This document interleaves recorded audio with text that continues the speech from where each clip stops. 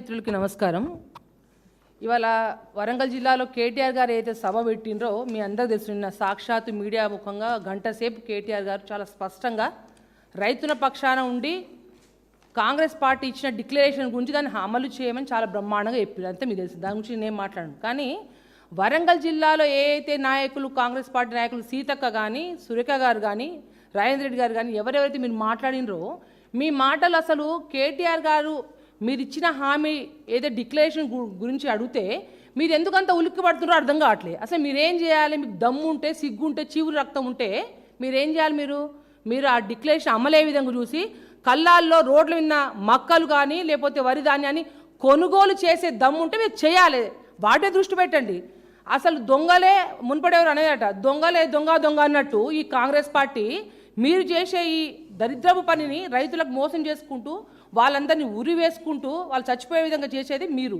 కానీ ఇవాళ కాంగ్రెస్ పార్టీ సంస్కృతి ఎట్లుందంటే పుట్టుకల గురించి మాట్లాడుతున్నారు.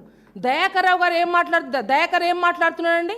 కేటీఆర్ గారు పుట్టుక గురించి మాట్లాడతా వెళ్ళి నీ తల్లి దగ్గర పోయి అడుపో. కేటీఆర్ గురించి కేటీఆర్ పుట్టుక గురించి నువ్వు మాట్లాడినావు కదా, నీ తల్లి దగ్గరికి వెళ్ళి అడుగు. అమ్మ నేను మాటని కరెక్టాను దవడ బగలు కొడుతుంది నువ్వు నీ మాటలు వింటేది తల్లి. అటువంటి నీచమైన సంస్కృతి కాంగ్రెస్ పార్టీది. కేటీఆర్ గురించి ఆయన గురించి ఎటువంటి మాటలు మాట్లాడితే బిడ్డ తోలు తీస్తా, మీకు తోలు గుర్తుపెట్టుకోండి. అంతేకాకుండా మీరు ఫస్ట్ ఆఫ్ ఆల్ మీరు చేయాల్సింది ఏది? సీతక్క ఉన్నారు. సీతక్క అమ్మ నీకెందుకు తల్లి అంత ఉలికిపాటు? అవసరం ఉంటే నువ్వు సీనియర్ నాయకురాలుగా జిల్లాలో రాహుల్ గాంధీ గారి దగ్గర అంటావు కదా, నువ్వు ఫస్ట్ కొనుగోలు కేంద్రాలు ఉన్న ధాన్యం ఎత్తిచ్చే పని చేయి. నువ్వు సమ్మక్క సారాలమ్మ అంటే అందరికీ భక్తి, ఆ తల్లి అంటే గిరిజన ఆరాధ్య దైవం మనందరికీ. కేటీఆర్ గారి తల్లుల గురించి మాట్లాడలే, మీ యొక్క పర్సెంటేజ్ల గురించి, మీ యొక్క పంపకాల గురించి మాట్లాడితే పర్సెంటేజ్ తీసుకున్న మీరు ఉలికిపడి మాట్లాడితే అది సిగ్గుగా అనిపిస్తుంది తల్లి. ముందు రైతులు దృష్టి పెట్టండి. మీరు అక్కడ రమేష్ అనే ఒక పూజారి కొడుకు కాలు ఇరిపోతే మీరు కట్టిన ఇమీడియట్గా అది కూలి ఇరిపోతే దాన్ని చూసే దమ్ము లేదు. కానీ నువ్వు ఎంతసేపు మీ వ్యవహారం అంతా పంచుకునే మాట మీద ఇచ్చుకునే మాట మీద ఉంది తప్ప మీరు రైతుల మీద ఎటువంటి కూడా మీరు ధ్యాస పెట్టకుండా ఎటువంటి కూడా మీరు ధాన్యం కొనుగోలు చేస్తలేరు. కాబట్టి మీ డిక్లరేషన్ల గురించి కేటీఆర్ గారు వరంగల్ నడి ఒడ్డున వచ్చి బాజాబ్తు బీఆర్ఎస్ పార్టీ తరఫున మిమ్మల్ని నిలదీసి అడిగినారు. మీరు కేసులు పెడితే ఏమవుతాయి? ఇట్లాంటి 1000 కేసులు పెట్టుకున్నా ఆయన ఎంతమంది ఏమి చేసుకోవాలని తెలియపరుస్తా ఉన్నాం.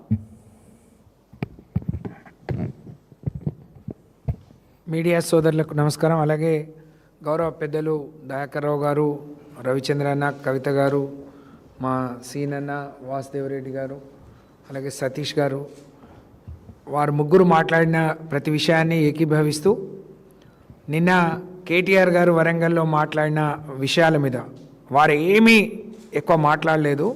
కేవలం రాహుల్ గాంధీ, రేవంత్ రెడ్డి వరంగల్ వచ్చి 4 ఏళ్ల క్రితం మే 6వ తారీఖున 2022న ఏం డిక్లరేషన్ ఇచ్చారో దాన్ని అమలు చేయమని మాత్రమే అడిగారు. ఒకవైపు మొన్న మా 25 ఏళ్ళు మా పార్టీ పుట్టి మరి 25 ఏళ్ల సెలబ్రేషన్ పూర్తయిన సందర్భంగా మేమందరం కేసీఆర్ గారిని అడిగాం. రైతుల పక్షాన ఒక తీర్మానం చేస్తున్న క్రమంలో, రైతులు పండించిన ప్రతి పంటను కొనుగోలు చేయాలని డిమాండ్ చేస్తున్న క్రమంలో మా జిల్లాలో మరి ఆ డిక్లరేషన్ వాళ్ళు చెప్పి 4 ఏళ్ళు అయింది. మేము ఒక సభ చేస్తాము. మేము అక్కడ పోయిన తర్వాత అందరం ఏమనుకున్నాం, కేటీఆర్ గారు వస్తే బాగుంటుంది, ఒక్కసారి కాంగ్రెస్ పార్టీ మరి గుర్తు చేద్దాం, వాళ్ళ మీద ఒత్తిడి తీసుకొద్దాం, రైతుల పక్షాన ఒక నమ్మకాన్ని, విశ్వాసాన్ని కలిగిద్దామని మేము నిన్న సభ పెట్టాం. కానీ మేము ఊహించిన దానికంటే వీళ్ళు ఎంత దిక్కుమాలిన వాళ్ళు, ఎంత సిగ్గుమాలిన వాళ్ళు కాంగ్రెస్ పార్టీ వాళ్ళు అంటే, నిన్న మేము సభ పెడితే ముందు ఒకరోజు మేము రైతు మేళా అని చెప్పి ఒక మేళలాగా పెట్టుకొని మంత్రులు వచ్చి కాంగ్రెస్ కార్యకర్తల్ని రైతుల వేషం వేసుకొని డబ్బులు పెట్టి తీసుకొస్తే అది పేలిపోయింది. నిన్న మా సభ చూసి మేము కేటీఆర్ గారు మాట్లాడింది రైతుల పక్షాన వాళ్ళ ఆవేదన. వారు ముందు రోజే వచ్చి 4-5 కల్లాలు చూసిన తర్వాత, మార్కెట్లు చూసిన తర్వాత, రైతులతో మాట్లాడిన తర్వాత, వాళ్ళ ఆవేదన చూసిన తర్వాత నిన్న మాట్లాడిన తీరును జీర్ణించుకోలేక ఇవాళ కేసు పెట్టడం, నిన్న మంత్రి గారు కానీ ఎమ్మెల్యేలు మాట్లాడిన తీరు నిజంగా కవిత గారు అంటే మీకు ఏమైనా సిగ్గు శరం ఉంటే మళ్ళీ గ్రామాలకు మీరు రావాలనుకుంటే ముందు పోయి ఆ కల్లాలు చూడండి, రైతుల బాధలు వినండి. అధికారం మీరు గద్దెనెక్కడం కోసం రైతుల ఉసురు పోసుకున్నారు. తప్పకుండా వాళ్ళ కన్నీళ్లలో మీరు కొట్టుకోపోతారు, మీ డిపాజిట్లు గల్లంతా అవుతాయి బిడ్డ అని చెప్తా ఉన్నాం. ఇదే నాయని రాజేందర్ రెడ్డి, ఆయన రైతు కాదు, రైతుల కష్టాలు తెలియవు. ఎక్కడో హన్మకొండలో ఉండే రాజేందర్ రెడ్డి రైతుల గురించి కేటీఆర్ మాట్లాడితే కేసు పెట్టడానికి సిగ్గుండాలే నీకు. నువ్వు రైతు కాదు, రైతు కష్టాలు తెలియనోడివి నువ్వు. ఆయనే ముందుగా కేసు పెట్టిండు. ఇలాంటి కేసులు లెక్క చేయం బాబు, మీకు వచ్చింది తిట్టడం, మోసం చేయడం, కేసులు పెట్టడం, మీకు వచ్చిన విద్య అది. ప్రజలు గ్రహిస్తూ ఉన్నారు. మరి అద్దంకి దయాకర్ కూడా నాకు తెలిసి రైతు కాదు, ఎక్కడో రోడ్ల మీద రాజకీయాలు చేసుకునే వాళ్ళకు రైతు కష్టాలు తెలియని వాళ్ళు నోటికి ఏదొస్తే అది మాట్లాడుతూ ఉన్నారు. దీన్ని తీవ్రంగా ఖండిస్తూ ఉన్నాం. నిన్న కేటీఆర్ గారి మీద సీతక్క చేసిన విమర్శలు కానీ కాంగ్రెస్ పార్టీ నాయకులు చేసిన విమర్శలను తీవ్రంగా ఖండిస్తూ ఉన్నాం.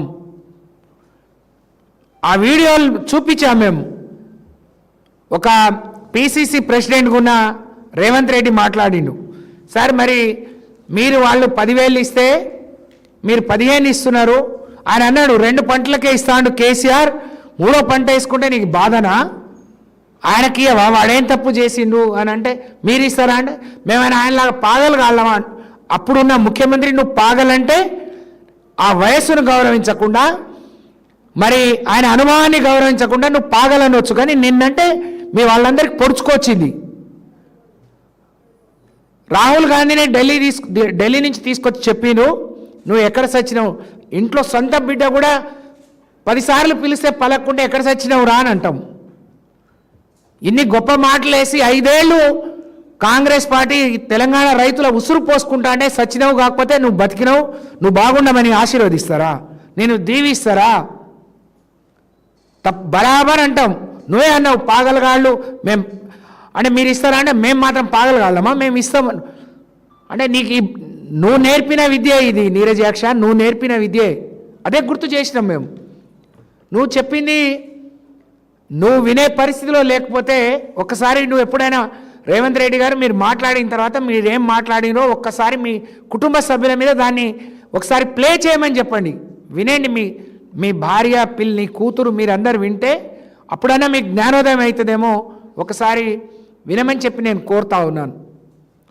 1 రోజులైంది మేము రైతు కళ్ళాలు వెంబటి తిరగబట్టి ఓపెన్ చేసిండ్రు, కొంటమంటే తీసుకొచ్చి పోసిండ్రు.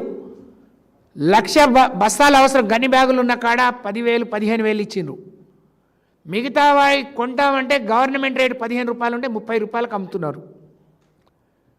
వాళ్ళే కూలీలను పెట్టి నింపుకుంటున్నారు. ఇప్పటి వరకు కాటా చేసినా ఎక్కడి నుంచి ఎత్తలేదు మీరు. అలాగే అక్కడ కూడా కాపలా రైతే ఉండమని చెప్తున్నారు. 1 రోజుల క్రితం కొన్న వాళ్ళకి ఈ రోజు వరకు 1 రూపాయి చెల్లించలేదు. ఉత్తమ్ కుమార్ రెడ్డి మేము ప్రతి గింజ కొంటాం, ఇంకెప్పుడు సోయి ఉండి కొంటావు ఉత్తమ్ కుమార్ రెడ్డి గారు? 1 రోజులు అయింది. నువ్వు ఆయన నిన్న చెప్పిన లెక్క ప్రకారం ఏంటి, 95 లక్షల మెట్రిక్ టన్నులు కొనాల్సి ఉంటే ఇప్పటికి 17 లక్షలు కొన్నామనంటే ఎంత శాతం?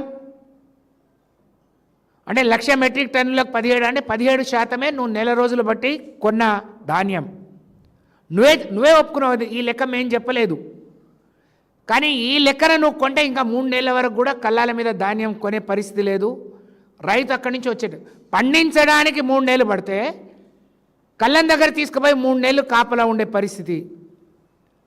మా దగ్గర మొన్న రైతు ఒక హమాలి కూలి రైతు అక్కడే పోసుకున్నాడు, కూలి పని చేస్తాడు. పాపం గాలి దుమ్ము వస్తుంది, వర్షం వస్తుందంటే బస్తా నింపడానికి పోయి పిడుగుపాటుకు చచ్చిపోయిండు. 1 రూపాయి కూడా ఈ ప్రభుత్వం ఇవ్వలేదు. కళ్ళం మీద నీలం వెంకన్న అని ఒక రైతు చనిపోతే ఇది మీ హత్య కాదా? వాళ్లకు సానుభూతి అయినా ప్రకటించినా, వాళ్లకు ఎస్గ్రేషియా అయినా ఇచ్చిందా మీరు? ఏం మొహం పెట్టుకొని అన్నీ కొంటామని చెప్తారు? ఎన్ని రోజులు పడుతుంది మీకు మీరు చెప్పే లెక్క ప్రకారం? సీతక్కకు పెద్దగా మాట్లాడు, మా రాహుల్ గాంధీ చాలా గొప్పోడు ఆయన అంటారా? నీకు గొప్పోడు కావచ్చు, నీకు పదవి నేను తీసుకొని పదవి ఇచ్చినందుకు. కానీ ఇంతమంది రైతులను మోసం చేస్తున్నందుకు అది ఆయన ఒక మోసకారి. తప్పకుండా మరి మీ భాషలో మీరని మేము పాగలా అంటే మీరు పాగలో గొప్పోళ్ళో నిరూపించుకోండి. అసలు మీ ఉనికి ఉందా సీతక్క గారు, సురేఖ గారు? జిల్లాలో మంత్రిగా మీరు పనిచేస్తున్నారా? కమిషన్లు తీసుకున్నారని కేటీఆర్ గారిని మేము చెప్పలేం, మీ పత్రికల్లోనే వచ్చింది. పంచాయతీ పెట్టుకొని మీటింగ్లకు రాకుండా ఉన్నది మీరు. ఒప్పందం కుదిరిన తర్వాత నీకు ఒప్పందం కుదిరితే నువ్వు